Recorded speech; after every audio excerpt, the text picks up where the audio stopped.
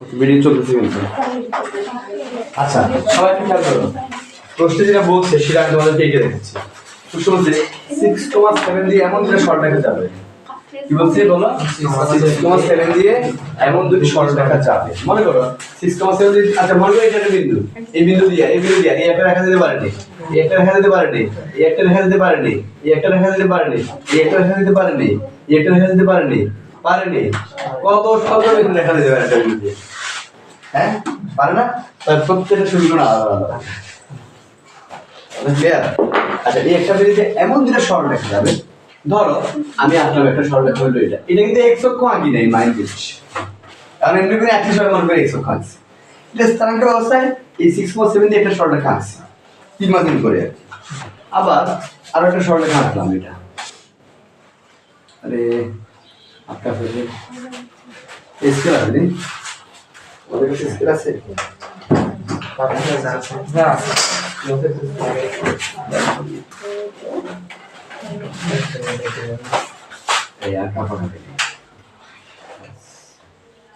ওকে এই মনে করো এটা সরলরেখা, এই মনে করো একটা এটা মুছে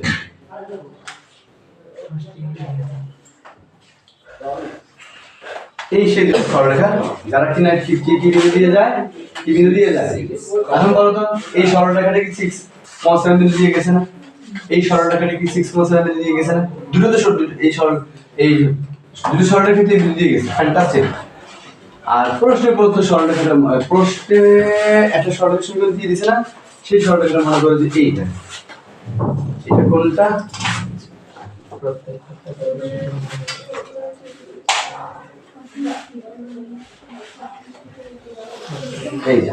এই রেখার সঙ্গে কি কি দিছে বলো তো? এই আমাকে বলো তো, এই 3x কি বলো না, 3x প্লাস 4y মাইনাস 11 সমান কত দিল? এইবার আসো তোমরা একটু ভালো করে খেয়াল করো প্রশ্নে যেটা বলছে, ঠিক আছে? আমি ক্যামেরাতে বলছে এমন দুটি সরলরেখার সমীকরণ নির্ণয় করো, অর্থাৎ আমাকে কিন্তু এইটা ওইটা সরলরেখার সমীকরণ বের করতে হবে। যে দুটি সরলরেখা কিনা 6,7 বিন্দু দিয়ে যায় এবং যে দুটি সরলরেখা কিনা প্রদত্ত প্রশ্নে প্রদত্ত সরলরেখার সাথে 45 ডিগ্রি কোণ করে, মানে আমি যে সরলরেখার সমীকরণ করব এটাও এই প্রশ্নে প্রদত্ত সরলরেখার সাথে 45 ডিগ্রি কোণ করছে। আমি যে সরলরেখার সমীকরণ নির্ণয় করব এটাও একই সাথে 6,7 দিয়ে বিন্দু দিয়ে যাবে এবং এই সরলরেখার সাথেও কত ডিগ্রি কোণ করবে? 45 ডিগ্রি কোণ করবে। আমার কথা বুঝছো না? তাহলে প্রশ্নের প্রদত্ত সরলরেখার সাথে 45 ডিগ্রি কোণ করে উৎপন্ন করে এমন দুটো সরলরেখা, আবার যে দুটো সরলরেখা কিনা আমার 6,7 বিন্দু দিয়ে যায় ওই দুটি সরলরেখার সমীকরণ নির্ণয় করো। আমি ক্লিয়ার? সবাই প্রশ্ন বুঝতে পারছো? এইবার তোমার প্রশ্ন ভালো মতো পড়ো, দেখবে আমার প্রশ্ন তুমি বুঝতে পারবে। এইবার প্রশ্ন কি বলছে দেখো, 6,7 বিন্দুগামী দুটি সরলরেখা এত সরলরেখার সাথে 45 ডিগ্রি কোণ করে উৎপন্ন করে রেখাদের সমীকরণ নির্ণয় করো। তাই বলা আছে নাকি? বুঝলি? এটা এই বিন্দু দিয়ে যাবে আমি জানি না, আমি আছি বুঝলে? এটা কেমনে থেকে আল্লাহ ভালো জানে, আর জানার দরকার নাই। আমার শুধু এইটা দুইটার সাথে 45 ডিগ্রি কোণ উৎপন্ন করছে এভাবে আছে, আছে না? আর এইটা দিয়ে যাইতে পারে নাও যেতে পারে। কথা কি ক্লিয়ার?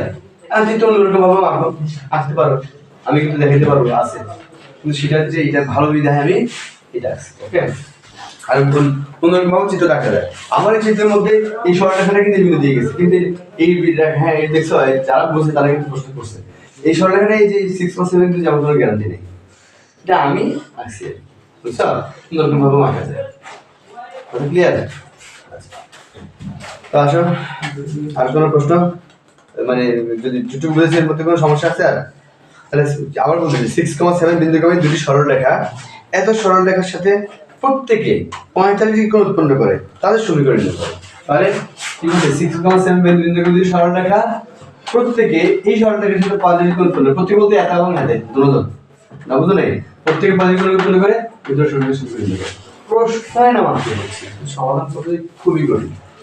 আমি সমাধান কঠিন বলি না, ম্যাক্সিমাম কি বলি সহজ, কিন্তু কিছু কিছু আমরা কি বলি কঠিন। বুঝলেন ব্যাপারটা? যে কিছু কিছু আমরা কঠিন বলি সেগুলো করতে করতে মুখস্থ হয়ে যাবে। এইটাই নিয়ম, আমাদেরকে স্যালারিটা বলতে পড়ে যায় এমন ভাবে করতে করতে এটা মুখস্থ। বুঝছো? আর সমাধান পদ্ধতিটা দেখ, সমাধান কিভাবে করবো। এক নাম্বার আমরা করবো যেটা, সেটা হচ্ছে আমরা তো এক বেসিক্যালি এই দুটো রেখার সমীকরণ বের করবো না? আমরা করবো কি প্রথমে এই একটা এটাকে ধরো আমরা, আচ্ছা এটা তো প্রশ্ন পত্র সরকারের সমীকরণ দেওয়া থাকবে একটা ধরো আমরা এইটার সমীকরণ ধরে নেব। কিভাবে ধরবো? আচ্ছা আমি যে সরকারের সমীকরণ বের করবো মানে 2 নাম্বার, এটা কি বিন্দু দিয়ে যায়? 6,7 দিয়ে যায়। একটা বিন্দু দিয়ে কখনো সরকারের সমীকরণ বের করা যায় না। এর জন্য আমরা ধরে নেব এই রেখাটার সমীকরণ, সরি এই রেখাটা যেরকম 6,7 বিন্দু দিয়ে যায়, এই নিশ্চয়ই রেখাটার ঢাল আছে না, আমরা ধরে নেব রেখাটার ঢাল আছে। কি ধরে নেব? ঢাল। আমার রেখাটা কি বিন্দু দিয়ে যায়? 6,7 বিন্দু দিয়ে যায়। তাহলে যদি কোনো একটা সরল রেখা এই যে এটা ঢাল m হয় এবং সেটা যদি 6,7 বিন্দু দিয়ে যায়, তার সমীকরণ আমরা পাই না কি বলতো? এক বিন্দুগামী এবং m ঢাল বিশিষ্ট, এটা দিয়ে কোনো অঙ্ক করা হয় না, এটা অঙ্ক কিছু হয় গেছে আগে চ্যাপ্টার থাকার কথা অবশ্যই। এক বিন্দুগামী এবং কি বলছি, এক বিন্দুগামী এবং m ঢাল বিশিষ্ট সরলরেখার সমীকরণ বের করার সূত্র হচ্ছে y - y1 সমান m x - x1।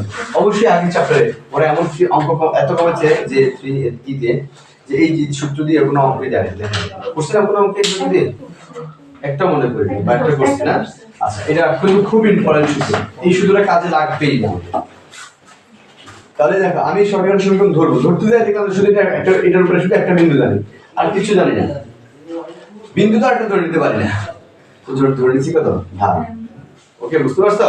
তো ঢাল ধরে নিচ্ছি, ঢাল ধরে বলতে তাহলে এত বিন্দুগামী এবং এত ঢাল বিশিষ্ট সরলরেখার সমীকরণ হলো এটা। ও এটা বুঝতে এটার মধ্যে মান বসে দেব, y - y1 বলতে কত? 7 সমান m তো জানি না, তাহলে x - x1 কত 6। তাহলে এটাই হলো কিসের সমীকরণ বলো তো? এটাই হলো এই 2 নম্বর এখানে সমীকরণ। কথা ক্লিয়ার নেই? ক্লিয়ার নেই? ফ্যান্টাস্টিক। এবার বের করতে পারি না, এইটা m বের করার কাজ হচ্ছে আমার মানে এই অঙ্কের সমাধান, ঠিক আছে? এখন m তো আমরা ধরে নিয়েছি, m এর মান বের করব। কেন বের করব? এই সরল রেখাটাই কিন্তু প্রশ্নপত্র সরল রেখার সাথে 45 ডিগ্রি কোণ করছে। না বুঝো নাই? এইটা বুঝার নামই সায়েন্স। বুঝিও আমি ধরে যে সরল রেখাটা পাইছি, এই 2 নম্বর সরল রেখাটা এটাই কিন্তু প্রশ্নপত্র সরল রেখার সাথে কত ডিগ্রি কোণ করছে। এই চ্যাপ্টারের প্রথম যে সূত্র শিখেছি তোমাদেরকে, দুটি সরল রেখার মধ্যবর্তী কোণ নির্ণয় সূত্র, ঠিক আছে না? হ্যাঁ আচ্ছা আমি কিন্তু এখন দুটি সরল রেখার মধ্যবর্তী কোণ জানি অলরেডি। কত? 45টা আমার বড় প্রশ্ন বলে দিচ্ছে, আমি বলে দিই, ঠিক আছে? আবার এই সরল রেখার প্রশ্ন দিয়ে দিছে, এই সরল রেখার সমীকরণ আমি ধরে নিয়েছি, এই তাহলে মধ্যবর্তী কোণ আমি জানি। তাহলে প্রশ্নের সরল রেখার যে সমীকরণ যেটা দিয়েছে ঢাল আমি এখান থেকে বের করতে পারবো না। ধরো এটার ঢাল আমি এখান থেকে বের করলাম, আচ্ছা এটার ঢাল তো m জানাই আছে না, এটাকে এই m1 টাকে m ধরবো, মানে আমরা দুটি সরল রেখার মধ্যবর্তী কোণ বের করার একটা সূত্র আছে না কি, tan θ সমান প্লাস মাইনাস কি পাও না, m1 minus m2 divide by 1 plus m2। তোমরা এগুলো মুখস্থ পারো না কেন? মাত্র হবে। আচ্ছা এর মধ্যে tan, এই সবাই একটু খেয়াল করো, tan এই দুটি সরল রেখার মধ্যবর্তী কোণ 45 ডিগ্রি আমি জানি না, প্লাস মাইনাস এমনটা করো, এমনটা হচ্ছে ওই 2 নম্বর সরল রেখা যেটা আছে না, এটা ঢাল হচ্ছে এই এমনটা ধরলাম m। কথা কি ক্লিয়ার নেই? m হচ্ছে এই সরল রেখার ঢাল, আর সমীকরণ থেকে ঢাল বের করে রাখা হবে না আমাদের, ওই ঢালটাকে আমরা নাম দেব কি m। আমি বুঝতে পারি না, তাহলে কি মাইনাস x এর সহগ ডিভাইড বাই কত y মাইনাস 3/4, এটা এখানে বসে যাবে, প্লাস হতে যাবে 3/4, এখানে আমি এখানে বসাবো। অটোমেটিক মানে আমরা জানি না 1 প্লাস মাইনাস দিয়ে এখানে সমাধান করব, প্লাস মাইনাসের কারণে দেখবে m এর মান দুইটা বাইরে হবে, বুঝছো? এটা হাফ বাইরে হবে আর কি বাইরে হবে, কি বাইরে হবে, আমি জানি।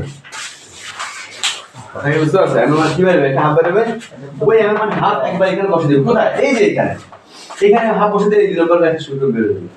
আবার m এর 2 বের হবে না, দুইটা তো বের হবে, ওইটাও এখানে বসে দেব, বসে দিয়ে এই রেখাটা সমীকরণ বের হয়ে যাবে। দেখো এই রেখাটা কি, এই রেখার সাথে 5 ডিগ্রি কোণ উৎপন্ন করে, স্যার আমি যে রেখার সমীকরণ ধরে নেই কেন বাইরে হবে রেখার সমীকরণ, তো দেখো এই রেখাটা কি রেখার সাথে 5 ডিগ্রি কোণ উৎপন্ন করছে না, হ্যাঁ এই 45 ডিগ্রি কোণ দিয়ে কি আমি m এর 2 বের করছি না, বের করছি না।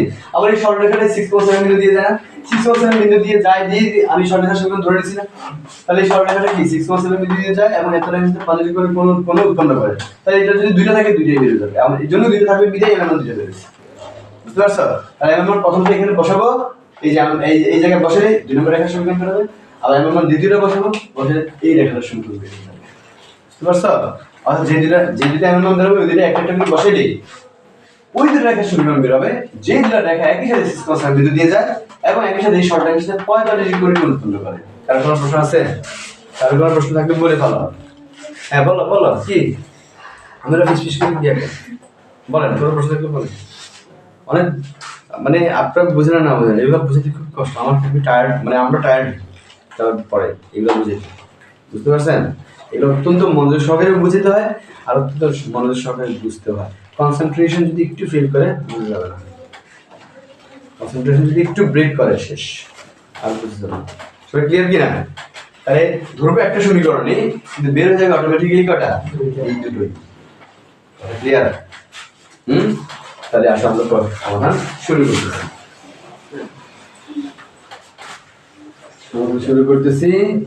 কিভাবে শুরু করবো? চিত্র আঁকবো সবাই, চিত্র আঁকবো সবাই। আঁকো বা কত রেখা শুরু কত অঙ্ক এটা বলো তো? 9 প্রদত্ত রেখা কি সমীকরণটা কি? 3x + 4y - 11 সমান কত?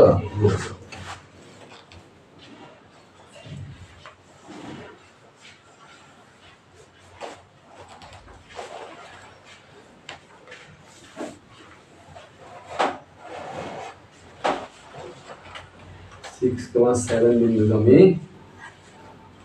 6,7 বিন্দুগামী ধরি 6,7 বিন্দুগামী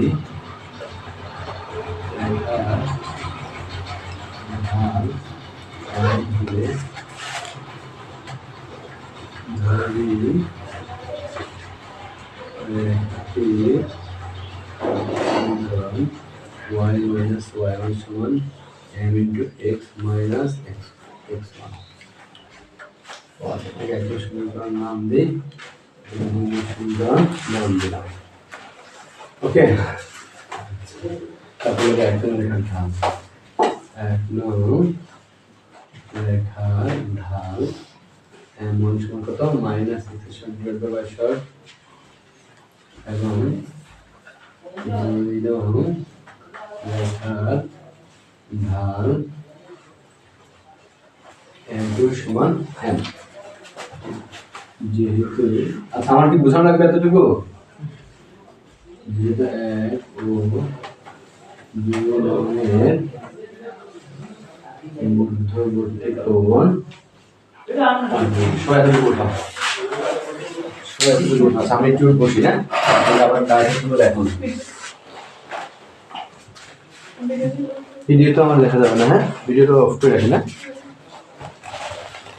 কি দরকার হচ্ছে। তারপরে আসো, যেহেতু আমি কি বলছি, যেহেতু এখন আমি ভিডিও চালু করতেছি, তুমি বলবো না। আচ্ছা যেহেতু আমি বলছি কি 1 ও 2 এর মধ্যবর্তী কোণ পর্যায়ে রেখি আর দুটি রেখার মধ্যবর্তী কোণ বের করতে আমরা এটা জানি কি tan থিটা। থিটা বলতে আমরা তো এখন জানি থিটা 45 ডিগ্রি সমান প্লাস মাইনাস m1। m1টা কত আমার এখানে? -3/4 m1 মাইনাস m2 এটা কত এখানে? m ডিভাইড বাই m1 1 কি করে কি আছে? 1 প্লাস m1 ইনটু m2 মানে মাইনাস কত? -3/4 ইনটু কত? তাই নয় কি? আচ্ছা তাহলে 45 ডিগ্রি মান কত?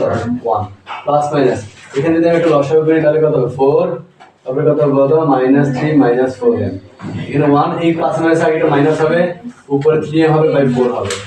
এখনো বুঝো না ব্যাপারটা? তাড়াতাড়ি করো সময় কিন্তু কম।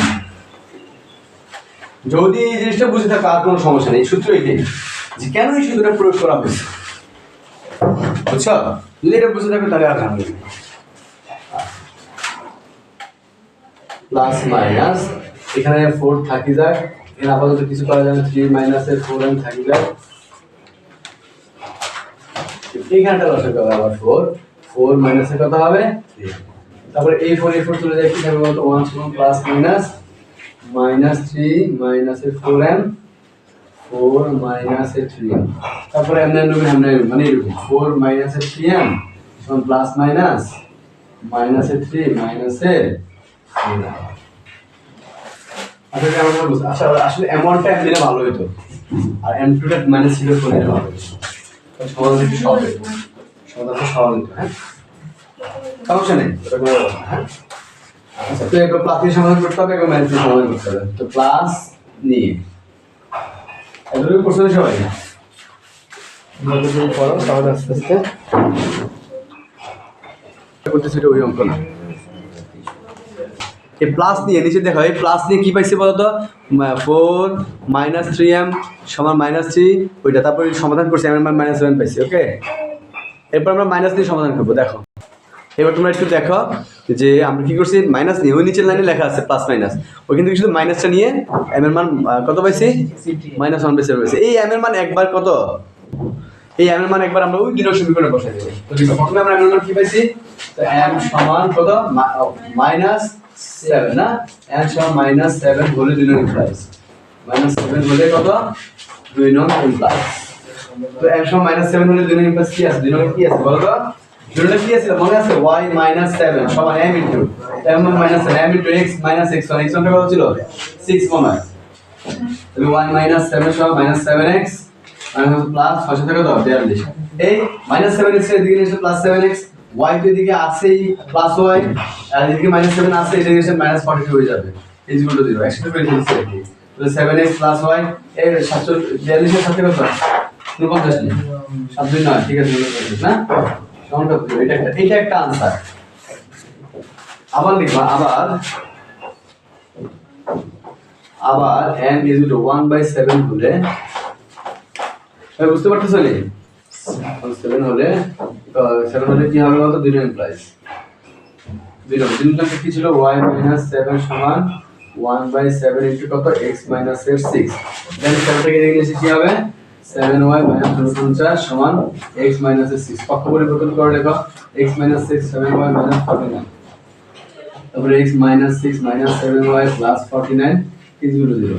আমাদের বলে কথা হচ্ছে বলতো, এই যে এইখান থেকে আমি এখানে লিখতেছি, কত হচ্ছে বলতো, x - 6 সরি x - 7y আর -6 প্লাস 49 কত হচ্ছে, যোগ করলে 43 মানে প্লাস 43 না, প্লাস 43 is কত হচ্ছে এটা, তাহলে দেখো এই দুটো রেখা পরস্পর লম্বভাবে অবস্থিত, তুমি বাইক করে দেখো, ঠিক আছে, এবং এই দুটো রেখায় কিন্তু 6.7 মিলে যাবে, এবং এই দুটো রেখায় কিন্তু প্রত্যেক কত সরলরেখার সাথে 45 ডিগ্রি কোণ করে উৎপন্ন করবে, ঠিক আছে, এটাই आंसर।